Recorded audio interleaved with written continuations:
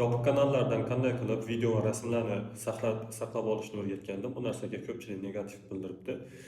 Bu narsa harom, mualliflik huquqini buzyapsan, nimaga o'rgatyapsan deb. Bu narsani men masalan kimnidir mualliflik huquqini olib turib buzib tashlab yo bir o'g'irlab olib sotib yuboradigan odamlar uchun o'rgatganim yo'q buni. Buni boshqa sabablari bor. Ya'ni ozgina aql yursanglar bilib olasizlar. Hozir bu narsani sizlarga sababini ko'rsatib o'taman.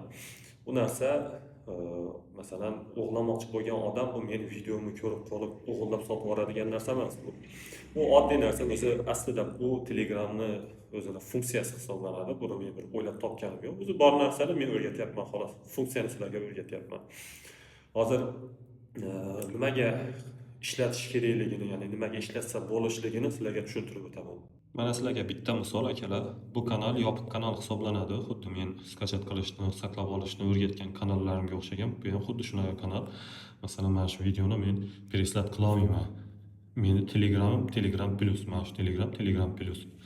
Men nima qila olmayman, skachat qila olmayman. Skachat yo'q bu yerda, qaranglar, skachat degan narsa yo'q bu yerda.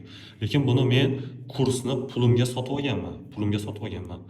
Bu kursda darslikda menga mana shu narsalarni tashlayapti. Bu nima? Tayyor fayl. Tushundingizmi? Mana nimaga kerak darslikda? O'zingizni videoyingizda mana shularni ishlatishingiz mumkin degan narsada qilib beryapti. Mana shu fayllar, tayyor shablonlar bular. Bularni men skachat qilishim kerak, lekin skachat yo'q. Ko'rdinglarmi? Skachat yo'q bu yerda. Yoki preslat yo'q. Preslat qila olmayman. Mana nega jo'nata olmayman? Skachat qila olmayman. Lekin buni darslikdan menga tashlab bergan. Qanaqa qilib olishim mumkin masalan? Nima qilishim mumkin hozir? Hozir lichkaga chiqib yozsam, u har bitta odamga lichkaga javob bera oladimi? Tabiiyki yo'q. Bu 370 ta odam bor.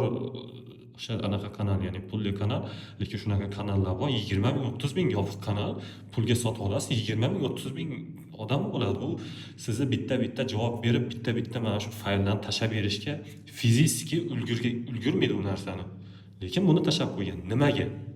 Qanday? Mana savol sizlarga o'sha negativchilar yoki harom suda deb yozayotganlar, sizlarga savol, mana shuni qanday qilib men skachat qilib olib ishlatishim mumkin? Buni menga foydalanishim uchun tashlagan. Mana muallif foydalanishim uchun tashlagan, lekin yopiq kanal. Qanday qilaman shuni?